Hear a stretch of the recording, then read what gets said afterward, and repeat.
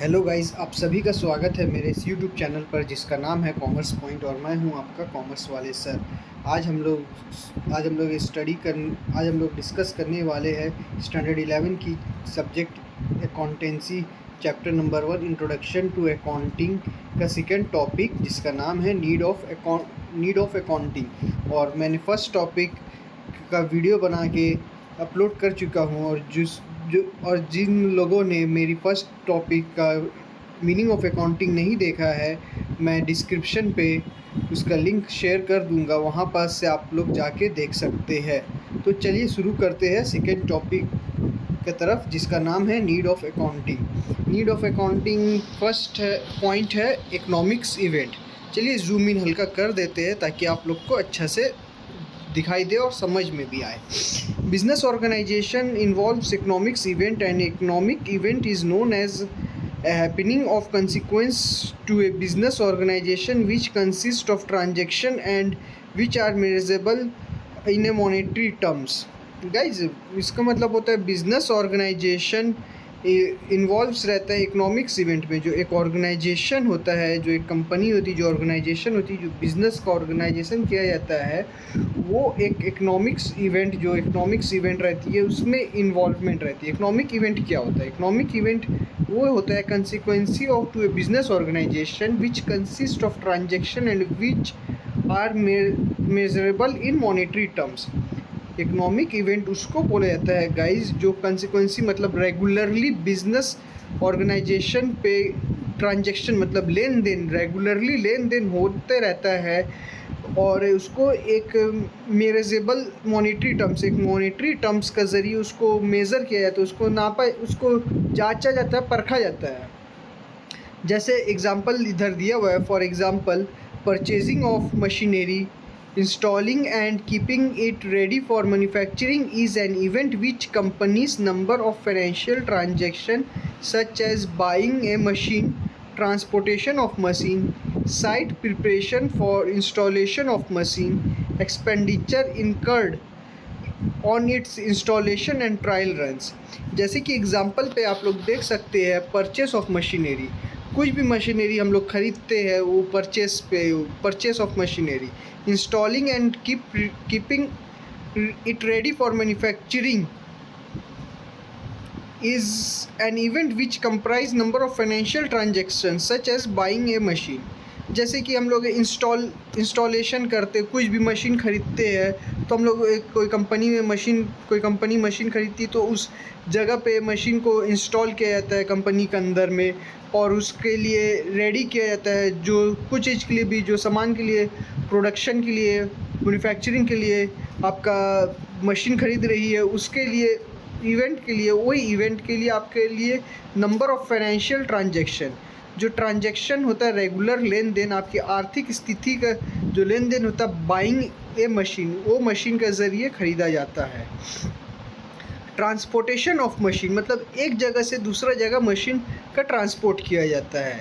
Site preparation for installation of A machine, एक site लिया जाता है मतलब एक जगह चूज़ किया जाता है कि हाँ इस जगह पे इंस्टॉल किया जाएगा मशीन ताकि इस जगह से अच्छा प्रोडक्शन हो, इस जगह पे इजी वे में, सबसे आसान तरीका से प्रोडक्शन हो सके बढ़िया तरीक़ा से। Expenditure incurred on it's installation and trial runs, इसमें जो खर्च होती है, जो इंस्टॉलेशन के लिए जो हम लोग मशीन ख़रीदते हैं, मशीन इंस्टॉल करते हैं, उसमें एक्सपेंडिचर मतलब इसमें आपकी ये जो खर्च होती है एक्सपेंडिचर, वो इसमें इन्वॉल्व रहता है। और एक ट्रायल रन्स, जो हम लोग ट्रायल रन्स लिया जाता है, मशीन कैसा वर्क कर रहा है, क्या वर्क कर रहा है, कितना साल तक वर्क करेगा, पूरा ट्रायल जो लिया जाता है उसमें भी खर्च जुड़ा रहता है guys. Thus accounting identifies bunch of transaction related to an economic event। जैसे कि एक अकाउंटिंग जो होता है, अकाउंटिंग एक आइडेंटिफाई करता है, परखता है, परखता है बंच ऑफ ट्रांजेक्शन, जो ट्रांजेक्शन जो लेन देन होता है, एक बहुत बंच मतलब होता है कि बहुत एक साथ में बहुत सारा bunch of bunch of transaction, जैसे ट्रांजैक्शन एक साथ में बहुत सारा जो लेन देन होता है वो ट्रांजैक्शन को रिलेटेड करता है इकोनॉमिक इवेंट से। इकोनॉमिक इवेंट्स पे मतलब कंटिन्यूसली जो ट्रांजैक्शन होते रहते हैं वही बंच ऑफ ट्रांजैक्शन कहलाता है दोस्तों। If an event involves the transaction between an outsider and an organization, these are known as external events।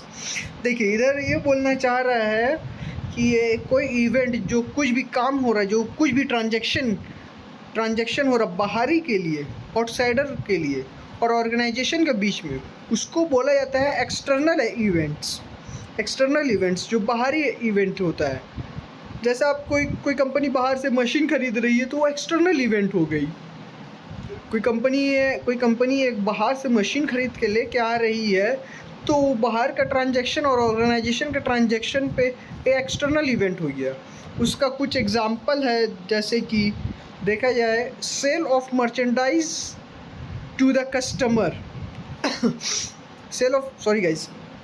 Cell of merchandise to the customer, मतलब जो बेचा जाता है मर्चेंडाइज, जो मर्चेंडाइज होता है कस्टमर को बेचा जाता है, वो एक तरह से जो बेचा जाता है मर्चेंडाइज, बड़े बड़े व्यापारी लोग जो एक साथ में ख़रीदते हैं उसको, वो मर्चेंडाइज को बेचा जाता है।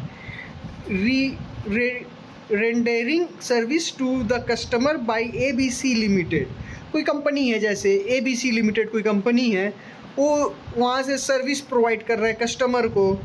जो मशीनरी, मान लीजिए कोई कस्टमर है, कोई कंपनी है जो कस्टमर के तौर पे कहीं से मशीनरी ख़रीद रहा है, तो वो उसका सर्विस के लिए, कस्टमर का सर्विस के लिए आता है। कंपनी का एग्जांपल पे दे दिया गया है ABC लिमिटेड, XYZ, कुछ भी नाम हो सकता है इस पे। Purchase of material from supplier, जैसे कि मटेरियल्स, आपका क्या सामान लगता है, परचेजिंग सप्लायर से, जो हम लोग बाहर से सप्लायर से सामान खरीदते हैं, परचेज मटेरियल करते हैं प्रोडक्शन के लिए। तो ऐसा तो नहीं है कि हम लोग मशीनरी लगा लेंगे और अपने आप इसे कहीं ना कहीं से तो हम लोग को सामान लाना ना होगा ना गाइस। तो इसीलिए इसमें बताया गया है कि मटेरियल्स ख़रीदा जाता है सप्लायर से, वो भी एक्सटर्नल इवेंट पे आता है। Payment of monthly rent to the landlord, जैसे कि कोई बड़ी कंपनी है या बड़ी कंपनी का अपना जगह होता है, कोई स्मॉल बिजनेस ऑर्गेनाइजेशन है, सोल प्रोप्राइटरशिप है जिसका, छोटे से तादाद में जिसका बिजनेस है, वो उतना उनका अंदर ताकत नहीं होता है कि आपका ये उसे एक ज़मीन खरीद के अपना फैक्ट्री सेटअप कर सके। वो लोग सर मंथली रेंट पे लेता है, तो उसी को पेमेंट करा जाता है लैंडलॉर्ड का। An internal event is an economic event that occurs entirely between internal wings of an enterprise. Example, supply of raw material or components by the stores department to the manufacturing department, payment of wages to the employees, etc. देखिए अब internal event का मतलब समझिए। Internal event वो होता है जो economic event जो अंदरूनी मतलब कंपनी के अंदर में, जो इंटरनल विंग्स जो अंदरूनी, जो कंपनी के अंदर, जो ऑर्गेनाइजेशन के अंदर में से खर्च होता है उसको। जैसे कि सप्लाई ऑफ रॉ मटेरियल, आप कहीं सप्लायर से आप रॉ मटेरियल लेके आ गए, इसे आप स्टॉक पे रखेंगे, स्टॉक से आप लोग स्टोर डिपार्टमेंट, जैसे आप कंपनी ने ऑर्डर कर दिया कि हाँ मेरे को इतना का रॉ मटेरियल चाहिए, सप्लायर ला के स्टोर डिपार्टमेंट में जमा करा दिया कि हाँ इतना का रॉ मटेरियल आ गया, और वहाँ से लाने के लिए मशीन तक में तो आप लोग को तो सप्लाई ऑफ रॉ मटेरियल चाहिए ना। वहाँ से स्टोर डिपार्टमेंट से मशीनरी के बीच में जो रहता है खर्च, उसके लिए होता है।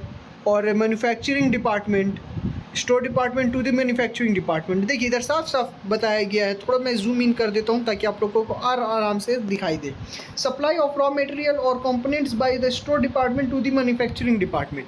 मैन्युफैक्चरिंग डिपार्टमेंट ये करता है कि स्टोर डिपार्टमेंट में बोलता है कि मुझे इतना का रॉ मटेरियल चाहिए, तो वो वहाँ से पास करता है कि हाँ इतना का रॉ मटेरियल चाहिए या कंपोनेंट्स चाहिए या कुछ भी चाहिए जो आपको ज़रूरत हो।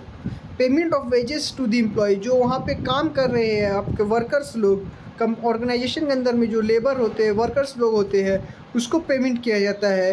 वो इंटरनल विंग्स में, वो इंटरनल इवेंट में आता है। गाइज आप सिंपली आसान तरीक़ा से समझिए इंटरनल और एक्सटर्नल इवेंट्स क्या होते हैं। इंटरनल और एक्सटर्नल इवेंट्स ये होता है जो बाहरी, जो एक ऑर्गेनाइजेशन है वो बाहरी खर्च कर रही है तो वो एक्सटर्नल इवेंट हो जाता है। और जो इंटरनल इवेंट होता है, जो कंपनी, जो ऑर्गेनाइजेशन अंडर, मतलब अपने अंदर ही में, ऑर्गेनाइजेशन के अंदर में खर्च हो रही है, तो उसको इंटरनल इवेंट्स बोला जाता है। सेकेंड पॉइंट है identification, measurement, recording and communication.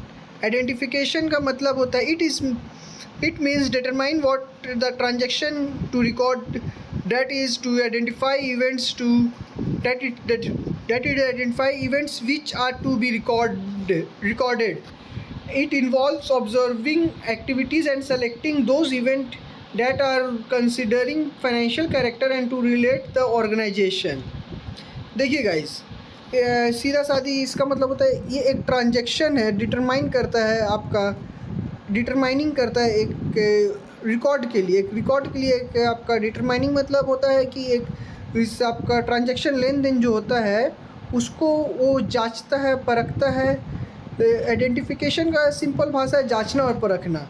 एक डिटरमाइनिंग मतलब एक वे में देखता है कि हाँ क्या रिकॉर्ड है, और उसी तरह से रिकॉर्ड रहता है। ये ऑब्ज़र्व करता है कि क्या एक्टिविटीज़ हो रहा है, क्या इवेंट्स में सेलेक्ट हो रहा है, कंसिडरिंग फाइनेंशियल कैरेक्टर, क्या आपकी आर्थिक स्थिति का हिसाब से ऑर्गेनाइजेशन पे लग रहा है। बिजनेस और transaction and the other economics event therefore are evaluated for deciding whether it is to be recorded in the books of account. जो बुक्स ऑफ अकाउंट जो आप पे ये करते हैं, रिकॉर्ड मेंटेन करते हैं बुक्स ऑफ अकाउंट पे, वो उस पर डिसाइड करता है कि क्या बिज़नेस का जो लेन देन हो रहा है, ट्रांजैक्शन हो रहा है, बाहरी में हो रहा है, एक्सटर्नल इवेंट पे हो रही हो या इंटरनल इवेंट पे हो रही हो, कहीं पास भी हो रही हो, तो वो आपका देखता है, वो आपका रिकॉर्ड रखता है। या फिर इकोनॉमिक इवेंट्स जो इवेल्यूएट करता है आपका, इस इकोनॉमिक इवेंट पे, अदर इकोनॉमिक इवेंट पे होता है, उस पर भी इवेल्यूएट करके डिसाइडिंग बुक ऑफ अकाउंट पे। जैसे कि इधर एक एग्जांपल है, the value of human resource change in marginal policy और अपॉइंटमेंट ऑफ और personnel are important but none of this recorded in the books of account. ये एक एग्जांपल बताया गया है कि बुक्स ऑफ अकाउंट में क्या नहीं इन्वॉल्व किया जाता है, क्या नहीं रिकॉर्ड किया जाता है। जैसे कि कोई HR है आपका, कंपनी का वैल्यू ऑफ HR हो गया, मार्जिनल पॉलिसी कुछ चेंज कर रहे हैं आप, पॉलिसी कंपनी की कोई पॉलिसी आप चेंज करना चाह रहे हैं, वो हो गई। या फिर आप अपने लिए या किसी के लिए पर्सनल असिस्टेंट या कुछ भी पर्सनली चीज़ काम कर रहे हो, पर्सनली आप अपना पर्सनल यूज़ के लिए कुछ काम कर रहे हो, तो वो बिज़नेस पे नहीं जाएगा। तो when a company makes sale and purchase whether on cash और क्रेडिट और pay salary, it recorded in the books of account. Simple सा मैं समझिए कि बुक्स ऑफ अकाउंट्स में क्या रिकॉर्ड होता है और क्या रिकॉर्ड नहीं होता है। ये रिकॉर्ड होता है कि आपका, ये रिकॉर्ड नहीं होता है कि आपका कोई भी HR का वैल्यू, कोई भी HR हो अपॉइंट कर रहे हो, या आप अपना पर्सनल यूज़ के लिए कुछ भी खरीद रहे हो बिज़नेस से निकाल, तो वो आपके बिज़नेस अकाउंट में रिकॉर्ड नहीं होगा। और जैसे कुछ भी जैसे आपका कोई आपका ऑर्गेनाइजेशन है या कंपनी है, वो चाहे बेच रही हो या ख़रीद रही हो, जैसे भी हो, चाहे कैश पे हो या क्रेडिट पे हो, चाहे नगद हो या उधारी हो, चाहे आप अपने सैलरी को, चाहे आप सैलरी पेड कर रहे हो, अपना वेजेस जो आप अपना लेबर को सैलरी पेड कर रहे हो, वो सब रिकॉर्ड होगी। तो गाइस आज यहीं तक के लिए रखते हैं। नेक्स्ट सेशन पे आगे कंटिन्यू करेंगे इसका नीड्स ऑफ अकाउंटिंग का पॉइंट।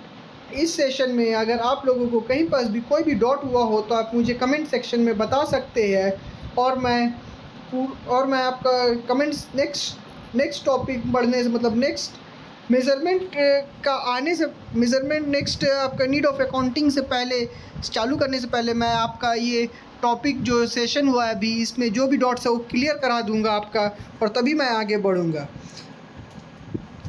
तो फिर मिलते हैं नेक्स्ट सेशन पे गाइस।